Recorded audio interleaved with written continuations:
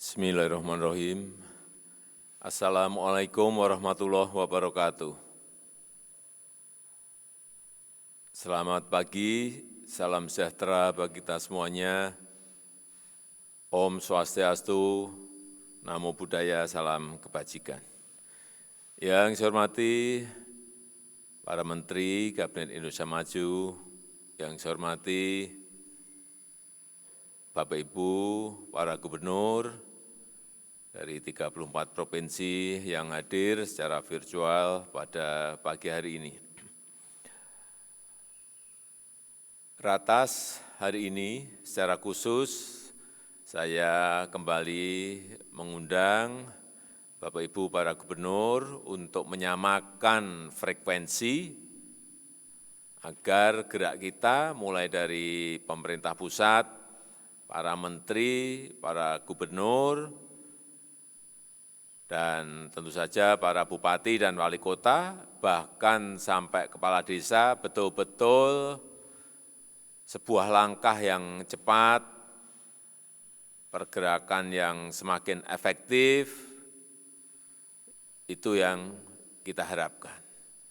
Yang pertama, saya ingin dan ingatkan agar para gubernur melihat data dan angka-angka pergerakan kasus COVID di wilayah masing-masing. Hati-hati, saat ini berbagai negara kembali terjadi tren peningkatan kasus positif, baik di negara-negara Eropa dan juga di kawasan Asia. Oleh sebab itu, kita harus hati-hati di negara kita, walaupun ada peningkatan kasus positif di beberapa daerah, tetapi kalau dibandingkan dengan negara-negara lain, posisi Indonesia masih relatif terkendali. Dan ini yang harus kita jaga, bahwa pengendalian manajemen untuk COVID ini betul-betul masih pada posisi terkendali. Data yang saya terima 31 Agustus kemarin, jumlah kasus positif di negara kita 175.000 dari 2,23 juta tes yang telah kita lakukan. Dan alhamdulillah tingkat kesembuhan, case recovery rate juga makin meningkat. Dari dulu kita ingat di bulan April itu 15%, kemudian sekarang di bulan Agustus itu 72,1%. Dia ada pergerakan yang lebih baik, lebih tinggi dibandingkan dengan rata-rata dunia yang 69%. Sehingga jumlah kasus aktif atau masih dalam perawatan juga menurun. Dari 77% di April, 77% di bulan April menjadi sebesar 23,69 di bulan Agustus. Ini lebih baik dari rata-rata dunia, yaitu sebesar 27%. Tetapi untuk kasus meninggal, ini hati-hati, untuk case fatality rate di Indonesia meskipun mengalami penurunan dari 7,83 di bulan April menjadi 4,2 di bulan ini, kita masih punya PR besar untuk menurunkan lagi karena angka fatality rate di negara kita masih lebih tinggi dibandingkan dengan fatality rate global yang berada di angka 3,36%. Ini pekerjaan besar kita. Sekali lagi, kita harus waspadai betul sehingga kita tidak kehilangan kendali dalam penanganan penyebaran COVID. Coba tadi ada, nah ini posisi kasus aktif kita, kemudian tingkat kematian kita, yang dulu untuk kasus aktif di bulan April 77% menjadi 23,7%, kemudian tingkat kematian dari 7,8 di bulan April menjadi 4,2% di bulan April.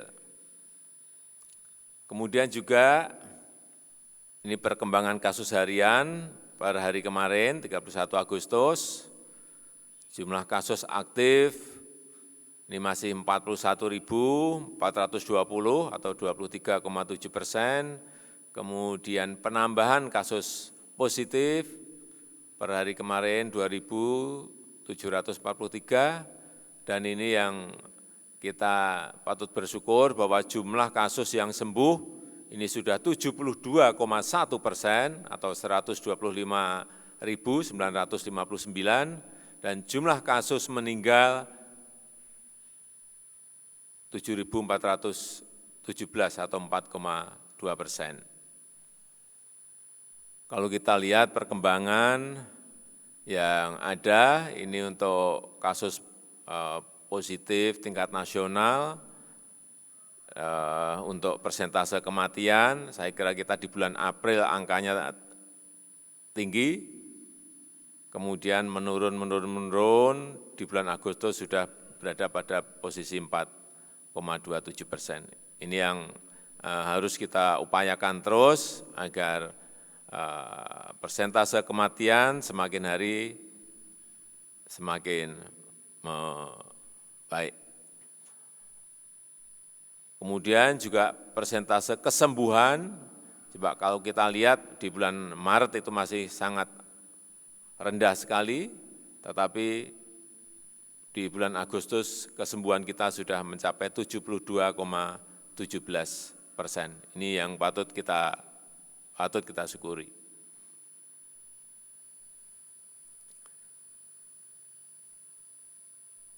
Juga positivity rate kita di 31 Agustus yang dulu berada di atas, kemudian melandai, tetapi apapun ini tetap harus kita tekan terus agar lebih baik.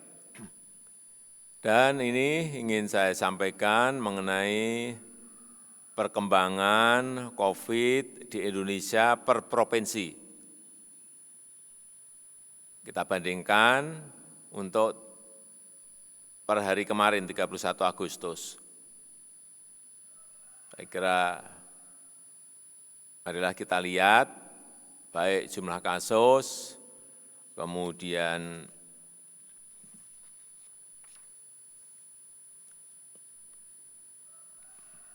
jumlah yang sembuh, dan jumlah yang meninggal, semua angkanya,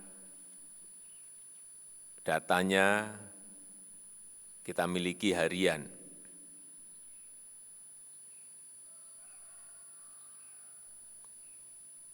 Jadi hati-hati untuk yang angkanya masih tinggi, saya minta gubernur betul-betul bekerja keras dengan gugus tugas yang ada agar bisa ditekan angkanya, dan kalau ada masalah-masalah yang memang pemerintah pusat harus bantu sampaikan kepada kita di pemerintah pusat, utamanya di komite dan gugus tugas kita. Yang kedua, saya juga ingin menyampaikan upaya kita dalam percepatan pengujian dan pengadaan vaksin. Untuk jangka pendek kita ini berebutan, berlomba-lomba dengan negara lain dalam mendapatkan akses vaksin secepat-cepatnya, dan alhamdulillah kita sudah mendapatkan komitmen 20 sampai 30 juta vaksin nanti di akhir tahun 2020. Ini sudah dalam bentuk barang jadi. Kemudian sampai akhir tahun 2021 kita juga sudah mendapatkan komitmen kira-kira 290 juta vaksin. Karena jangkanya masih sampai akhir 2021, saya minta kepada para gubernur untuk pengendalian COVID ini betul-betul tetap menjadi fokus dan konsentrasi kita, karena memang ini kita perlu memperkuat ketahanan kita, endurance kita agar sampai betul-betul pada seluruh rakyat kita vaksin semuanya. Dan pada saat yang bersamaan kita juga mengembangkan vaksin dengan strain Indonesia yang kita namakan vaksin merah putih yang dikerjakan oleh konsorsium nasional kita yang melibatkan lembaga biologi, molekuler Eijkman, kemudian perguruan tinggi, dan juga lembaga-lembaga penelitian kita. Saat ini vaksin merah putih dalam tahap pembuatan benih vaksin atau seed vaksin, dan prosesnya sudah sekitar 30-40% dan direncanakan dapat diuji klinis pada awal tahun depan. Insya Allah ini siap produksi di pertengahan 2021. Yang ketiga, sebelum vaksinasi ini bisa dilakukan secara masif, besar-besaran dan secara efektif, saya minta sekali lagi kepada para gubernur untuk memainkan gas dan rem ini dengan seimbang dengan takaran-takaran sesuai dengan data-data yang dimiliki. Karena apabila kurva COVID ini tidak bisa kita tekan dengan cepat, apalagi angka kematian atau fatality rate-nya tidak bisa kita turunkan dengan tajam, dan angka kesembuhan tidak bisa kita tingkatkan secara drastis, maka situasi ketidakpastiannya akan terus berlanjut. Ini yang kita semuanya harus tahu, yang akan membuat masyarakat kembali diliputi rasa tidak aman. Ini yang betul-betul harus kita jaga, jangan sampai membuat masyarakat diliputi rasa tidak aman. Dan akan menyebabkan dunia usaha tidak mau bergerak, tidak bisa bergerak. Mereka selalu menyampaikan wait and see. Saya kira ini yang harus kita hindari. Akibatnya ekonomi negara kita tidak akan bisa cepat pulih. Tetapi kita juga patut bersyukur bahwa beberapa indikator yang kita lihat dalam beberapa hari kemarin, misalnya Purchasing Manager Index sudah kembali masuk ke angka 50-an, ini sudah berada pada posisi normal, kemudian juga pajak juga mulai angkanya naik, meskipun belum pada posisi normal, tetapi saya kira dari angka-angka yang ada kita ingin agar sektor real itu kembali naik, konsumsi rumah tangga, konsumsi domestik juga naik, kemudian angka-angka di industri juga semakin baik, dan kita lihat untuk ekspor juga tumbuh dengan baik. Saya kira ini yang kita inginkan.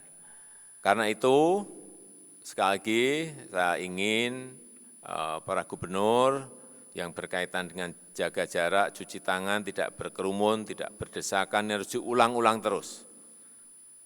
Terutama yang berkaitan dengan pemakaian masker, ini harus disampaikan terus-menerus. Ini kunci sebelum vaksinasi itu dilakukan adalah pemakaian masker, ini yang paling penting. Tentu saja akan lebih baik lagi kalau pengawasan lapangan itu betul-betul dilakukan. Pemberian sanksi yang tidak patuh itu betul-betul juga dilakukan, sehingga kedisiplinan nasional kita dalam mengikuti protokol kesehatan betul-betul dikerjakan oleh seluruh masyarakat kita. Pembagian masker, kampanye pemakaian masker harus masif dilakukan sampai ke kampung-kampung dan ke desa-desa. Libatkan tokoh masyarakat, libatkan PKK, libatkan RT dan RW, saya kira Bapak Ibu sudah sangat paham mengenai ini. Kemudian yang keempat, yang berkaitan dengan pemulihan ekonomi, kita tahu kuartal pertama 2020 kita masih tumbuh 2,97%, negara lain sudah minus. Tetapi di kuartal kedua kita sudah pada posisi minus 5,3%, sudah minus. Untuk itu, untuk kuartal ketiga, yang kita ini masih punya waktu 1 bulan, yaitu Juli, Agustus, September, kita masih punya kesempatan di bulan September ini. Kalau kita masih berada pada posisi minus, artinya kita masuk ke resesi. Karena itu saya minta percepat belanja APBD provinsi dan perintahkan untuk Bupati Wali Kota agar APBD kabupaten dan kota, terutama yang berkaitan dengan belanja barang, belanja modal, belanja bansos, ini betul-betul disegerakan. Sehingga bisa meningkatkan konsumsi masyarakat dan memulihkan ekonomi di daerah. Ini dari data yang dilaporkan per 27 Agustus 2020, rata-rata nasional belanja untuk APBD provinsi ini masih di angka 44,74%. 44%. Dan untuk belanja kabupaten dan kota mencapai 48,8%. Hati-hati mengenai ini. Ini angkanya saya kira bisa kita lihat. Belanja untuk barang dan jasa, realisasinya sudah berapa, untuk belanja modal berapa, untuk belanja bansos berapa. Dilihat Aceh untuk realisasi barang dan jasa sudah berapa persen, Sumut baru berapa persen, Bengkulu juga coba dilihat baru berapa persen, Sumbar sudah berada di atas 50%, 52%, saya kira angka-angka ini yang betul-betul kita cermati. DKI Jakarta untuk barang dan jasa sudah tinggi 78%, kemudian modal juga sudah 92%, saya kira yang lain-lain, tolong terutama yang berada di angka-angka masih 15, masih 10, apalagi yang bansos masih 0, itu betul-betul dilihat benar angka-angka ini. Realisasi APBD seperti ini setiap hari saya ikuti. Semua provinsi, semua kabupaten, kota kelihatan semuanya angka-angkanya. Tolong betul-betul angka-angka ini diperhatikan sehingga realisasi untuk pengadaan barang dan jasa, untuk belanja modal, belanja bansos itu benar-benar segera terrealisasi.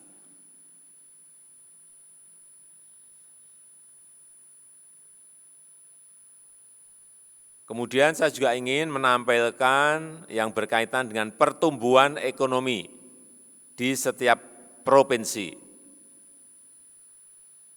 Ini provinsi yang tertinggi pertumbuhan ekonominya adalah Papua. Papua tertinggi 4,5, 4,52%. Papua Barat 0,53%, ini masih positif. Yang positif hanya memang Papua sama Papua Barat. Sulteng meskipun pada posisi baik tapi sudah minus di 0,06%. Kemudian yang karena kontraksinya terlalu besar, memang 3 provinsi yang ada di layar, yaitu Bali, berada pada posisi minus 10,98%. Ini karena memang turis, wisata itu betul-betul sangat mendominasi ekonomi di Bali, sehingga kelihatan sekali pertumbuhan ekonomi di Bali terkontraksi begitu sangat tajam. Juga di DKI Jakarta yang berada di angka minus 8,22%, dan juga DIY di minus 6,74%. Untuk yang lain-lain coba ditampilkan, enggak ada. Oh, itu yang apa? Yang 3 besar aja. Yang lain-lain berada pada posisi hampir seperti rata-rata nasional kita. Bapak Ibu sekalian yang saya hormati, saya rasa itu yang bisa saya sampaikan pada kesempatan yang baik ini. Dan sekali lagi, saya berharap agar terutama realisasi APBD ini segera betul-betul menjadi konsentrasi harian bagi para gubernur, untuk juga mengingatkan bupati dan wali kota yang masih berada di posisi rendah untuk realisasi baik untuk pengadaan barang dan jasa, untuk belanja modal dan belanja bansosnya. Untuk diingatkan bahwa itu sangat penting bagi pertumbuhan ekonomi daerah, bahwa itu sangat penting bagi menjaga kelangsungan daya beli dan konsumsi rumah tangga masyarakat kita. Saya rasa itu yang bisa saya sampaikan pada kesempatan yang baik ini. Terima kasih. Assalamualaikum warahmatullahi wabarakatuh.